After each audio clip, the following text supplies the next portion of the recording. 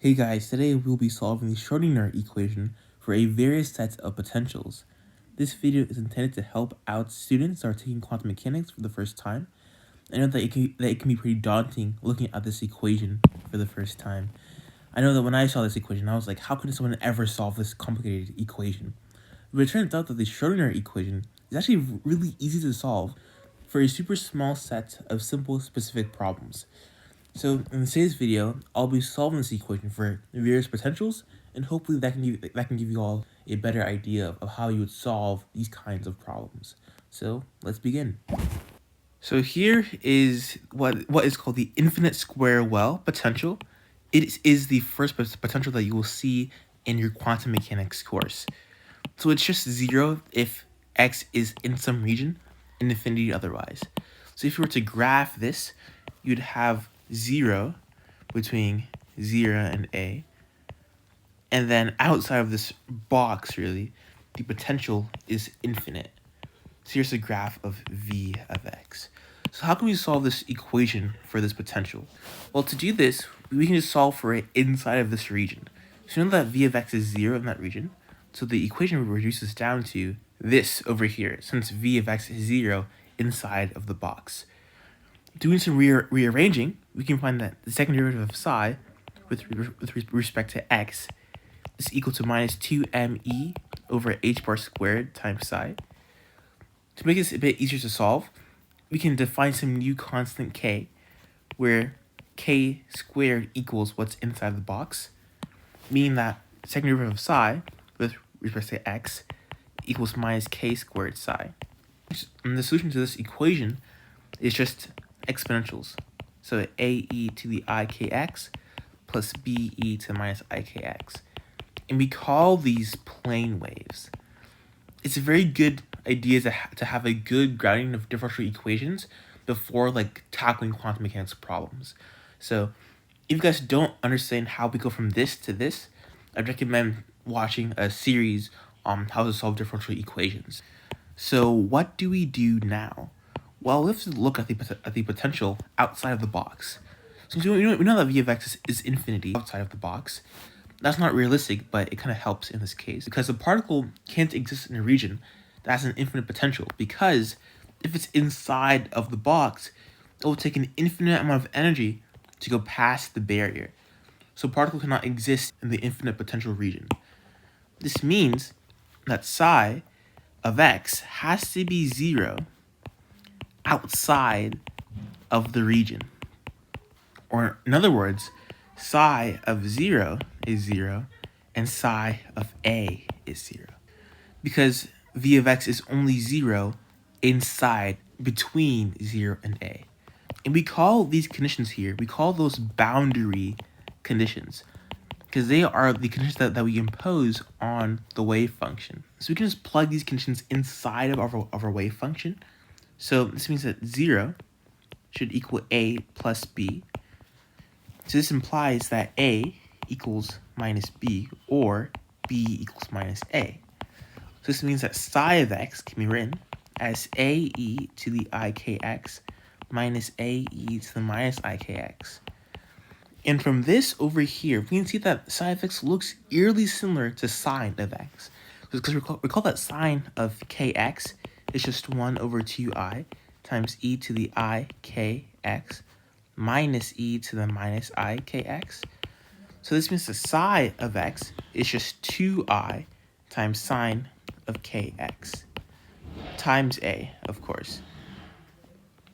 We can absorb this 2i into a to give us some new coefficient called a prime, and then we can just call a prime a for abuse of notation. So this means that psi of x equals a sine of kx. Now we can plug in our second condition, that psi of a equals 0. This means that psi of a equals a sine of ka, which equals 0.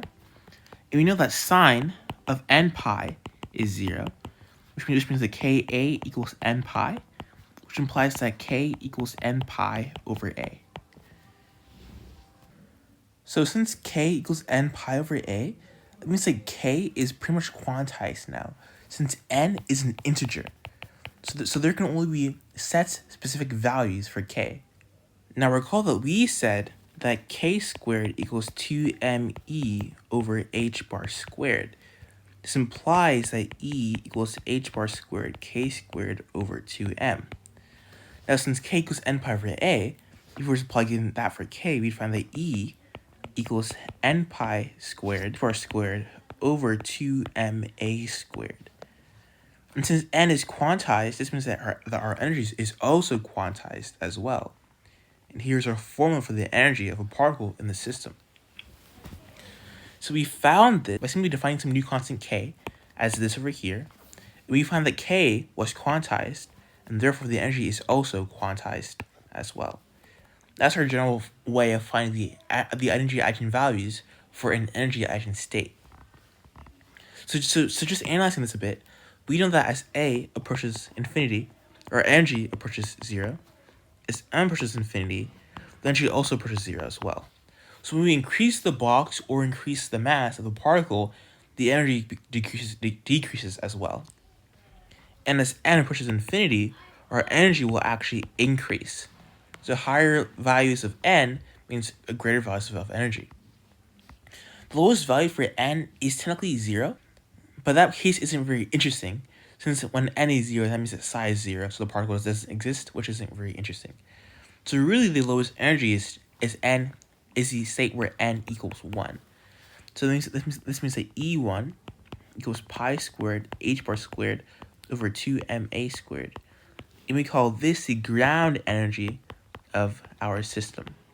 It's the lowest possible energy. We're not done yet. We still have to find out what psi of x is going to be.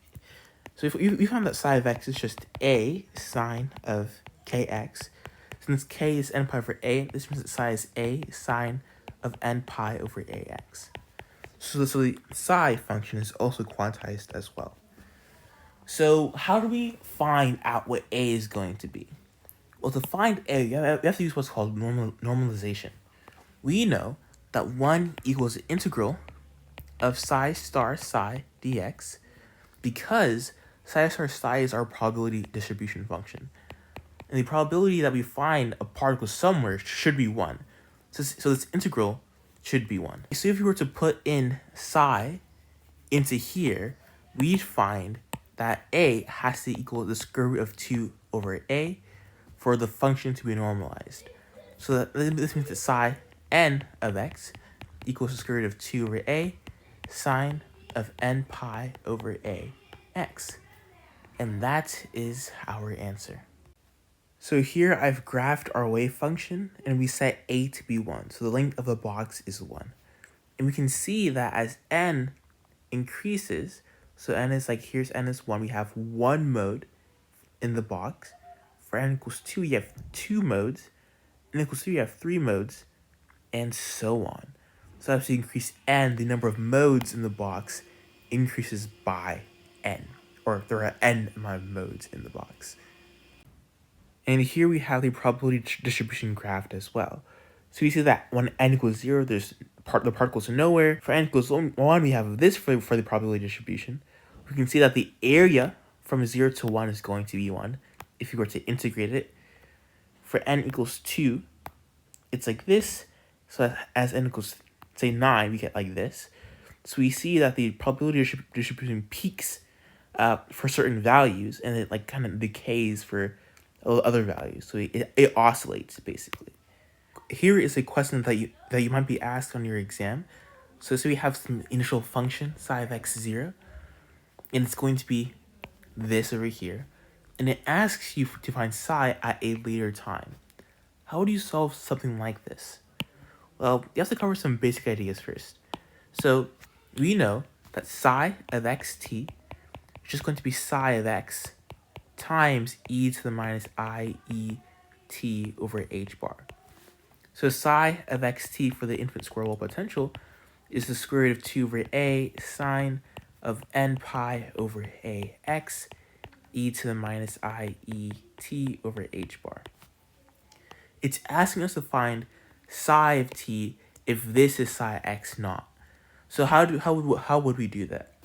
Well, we know that we can take linear combinations of solutions to the Schrodinger equation, and we also get another valid solution. So basically, psi of xt can be written as a superposition of Cn and then psi n of x e to the minus I e n t over h bar. This will give us a new solution, essentially. Where for psi n, this is what we just found. So it gives us a starting point for psi of x naught. So all we have to really do here is we have to find what these coefficients are going to be, right? And once we find out the coefficients for this kind of function, then we can find the general function as a function of time. So basically what I'm saying here is that, say we have say this is our initial wave function, right? Psi of x naught. Or maybe it's something like this. It's a box shape like that. We can write this as a linear combination of the stationary state solutions that we've just found, basically. And to do that, we have to find out what C1, C2, and C3 are going to be. And psi of xt might be like this, right, for some t. And to find out, all we have to do is time evolve each stationary state, and that's how we do it. It sounds pretty complex, but it's really simple once you get the hang of it. So what we want to do first is find out what Cn is going to be. We know that Cn is just going to be, well, first of all, if psi is just Cn and then say En, or this is some energy eigenstate, to find Cn, we could just multiply both sides by Em. This gives us a delta function if they are orthogonal. So this means that Cn is going to be En psi, or in function language, Cn is going to be the integral of dx psi conjugate nx and then psi x naught, where this is the function that we were given initially. Note that we don't have to put psi of xt here, because the coefficients here, they will be time independent, so we don't have to look at the function or the general function as a function of time. So basically, we have to solve this integral, and to solve this integral, we have to just plug in what psi star of nx is going to be. We already solved that. That was just square root of 2 over a sine of n pi over ax. And then psi of x naught, it was given to us as being a. We can just put in that a over here. But to make it simpler, we have to talk about some things first. So basically, let's actually graph out what psi of x naught is going to be. And then here is going to be this amplitude a. It goes from 0 to a over 2, then it just drops down to 0. It's like a step function. And that's psi of x naught. And we want to write this as a combination of our stationary states, the states that we just solved for previously. So since this goes from 0 to a over 2, where it's non-zero, our integral will only go from 0 to a over 2. Then we have to normalize a. So since psi of x naught is a, this means that the integral of a squared dx from 0 to a over 2 should give us 1. So this means that we can just move this into the front. This gives us an x from 0 to a over 2, which equals 1. This implies that a squared a over 2 equals 1, or that a equals the square root of 2 over a. So it's the exact same answer as before. So we can just plug in square root of 2 over a. That's a over here. Then Cn, just because it's the integral from 0 to a over 2. We can now use u sub to find this. Say that u equals n pi over ax. This means that du is n pi over a dx. U, and this should be du. Integral of sine is just minus cosine. So these cancel out. We get minus 2 over n pi. And then cosine of u from 0 to a over 2. Now we have to just kind of convert our bounds over here. Since u is n pi over ax, this means that our bounds will just convert to n pi over a times a over 2, and then still 0. So our bounds, this goes away. You have n pi over 2. So you have minus 2 over n pi cosine of n pi over 2 minus cosine of 0 minus 2 over n pi, and the cosine of 0 is 1. And here is our answer for Cn.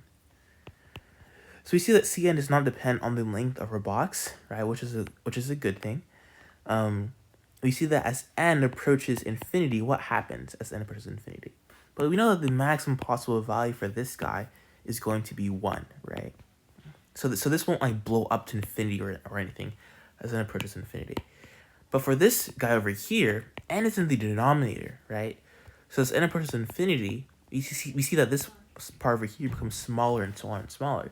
This is a good thing, since recall that Cn squared is the probability that the particle will have some energy En, right? So we expect that as n approaches infinity, Cn should decrease, since the sum of Cn squared should give us 1, right? If we had an n in the numerator, so say Cn was proportional to n, this means that as n approaches infinity, for larger and larger n, Cn will explode, so it won't converge to any value. So we want it to be in the denominator, so it's a good thing in this case. So we can go ahead and actually find out the probability that the particle is in the state E1 when measured. All we have to do is find C1. That's just minus 2 over pi cosine of pi over 2 minus 1, and square that. Cosine of pi, well, cosine of 0 is 1, cosine of pi is minus 1.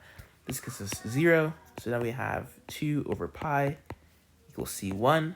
So C1 squared equals 4 over pi squared. If you were to plug that into your calculator, you would find that 4 over pi squared is going to be equal to 0.405. So it's about that value. So a little less than half. And then you can go ahead and find C2 squared and so on, and it should all converge to 1. So that's how you define the second answer, but we still have to find out psi of xt for the first problem. That's going to be our answer for psi of xt. We can carry out the sum explicitly. It won't be very fun though, so I'm just going to leave it like here. This box, right? This goes in this box, but I don't want to write it again. So that's going to be our answer for psi of xt. So we've solved that problem. And then it asks us to find the expectation value for the Hamiltonian. So what's that going to be? Well, we need to use a formula for the expectation value of some operator. So it's going to be this for the Hamiltonian. Now, it's not going to be very fun to use this form, right? Because then we'd have to plug in the total field that you just found, and it's going to be a big mess. So we can use the much simpler form, where the mean value is going to be equal to the sum of Cn squared scaled by En. These will cancel out. We will be left with having 4h bar squared over 2ma squared times the sum of cosine of n pi over 2 minus 1 squared. And this is actually very strange. So if you look at this sum over here, it turns out that it's going to be divergent. Because think about it this way. We're going to have this term, cosine of pi over 2, we know that's going to be 0. Cosine of pi is minus 1. Cosine of 3 pi over 2 is going to be minus 1. So as a result, we're going to have 1 plus 4 plus 4 again, plus, and it's going to keep on cycling, right? We're going to keep on cycling. So as a result, it's not going to actually converge to anything. And as a result, the expectation value for the energy is going to be infinity. Or in other words, this series does not converge. And you see this a lot with potentials that are discontinuous, or sorry, with wave functions that are discontinuous. Because this wave function that we saw over here, it's not continuous because we have a sharp turn right over here. So you guys also may be asked to find things like the average value for the momentum. You might be asked to find the uncertainty in the position. That's the square root of the exponential value of x squared minus the mean value of x then squared. I remember by knowing that the easier one is at the end. So it's going to be the mean value and then squared at the end. And I'd be asked to verify the uncertainty relation between x and p.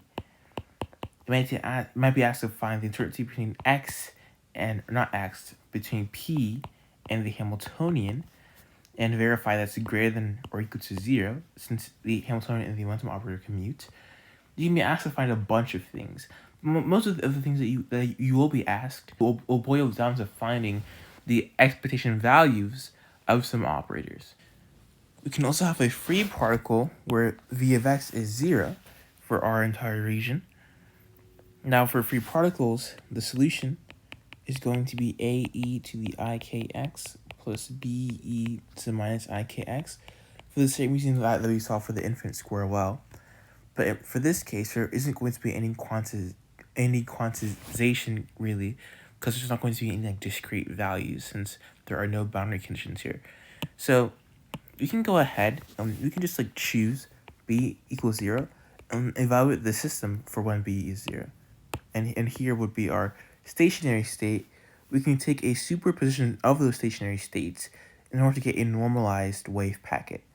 And that looks like this over here. And by the way, the energies in this case is going to be E equals h bar squared k squared over 2m. Here what we did was we combined e to the ix with e to the h bar squared k squared over 2m t, or e to the minus I over h bar. And those h bars canceled out. So that's why we get that over there. And we just factored out the I into the front. So we have this over here for a general wave packet, and then we have psi of x naught is going to be this over here, and it asks us to find psi of xt. So say here's negative a, and then here's a, and then psi of x naught is going to be like this. It's a initially. So first you have to normalize it again. If you choose to normalize it, it's going to be from negative a to a of a squared dx, doing some calculus, negative a to a, this equals a squared of a minus a, or does a plus a, and then we're going to have that a equals the square root of 1 over 2a. So, again, like before, we need to find these coefficients in this case, and that's going to be given like this over here. These are just Fourier transforms of each other, by the way. And this is going to be the momentum wave function. We can see why this is the case, because we know that I h bar d over dx minus that of e to the ikx is going to be equal to ik minus ih bar. These cancel out, left with h bar k, which means that the free particle stationary states, these are going to be eigenstates of the momentum operator. And if they're eigenstates of the momentum operator, this means that phi k here, it's going to tell us the probability that the particle is in the state k. Or in other words, it's the probability that it has a particular momentum. So what we can do like before is we can just exert psi of x naught, which is square root of 1 over 2a, then e to the minus ikx dx. Balance we're going to be from minus a to a. And then we can just move this into the front. We'd have square root of 4 pi a. And we're going to have the integral from, we're going to have 1 over minus ik e to the minus ikx from negative a to a. If this was from infinity, negative infinity to infinity, we would just have a delta function, meaning that if our wave function, if psi of x naught was just a normal old plane wave e to the ikx, this is going to be a plane wave, and the Fourier transform of that would just be a delta function. And this kind of plays into the uncertainty principle. If you have a very large spread in x, we're going to have a narrow spread in p. we can just move the minus ik to the front. We'd have 1 over minus ik, 1 over the square root of 4 pi a of e to minus ika minus e to the ika. Now this looks a lot like sine. So recall again that sine of ka is just 1 over 2i sine ka. This is over here. And that's kind of what we have over here. But really what we have is minus 2i sine of ka. So this is just going to be, now we know that these are going to cancel out. The i's will also cancel out. And we'll be left with having sine of ka over k square root of 4 pi a. And that's going to be phi k. And now if we want to find psi of xt, all we do is we just plug in what we find for phi of k, and we do the integration, which is going to be pretty hefty, but that would give us our answer. Thanks for watching. So today we cover how to solve the Schrodinger equation in the free particle potential and for the infinite square wave potential, and then we solve some problems surrounding them. So with the things that we've covered in this video, you guys should be able to kind of like go out yourselves and solve a bunch of problems in quantum mechanics involving how to find the standard deviations, the mean values, things like that. So thanks for watching and have a great day. Bye.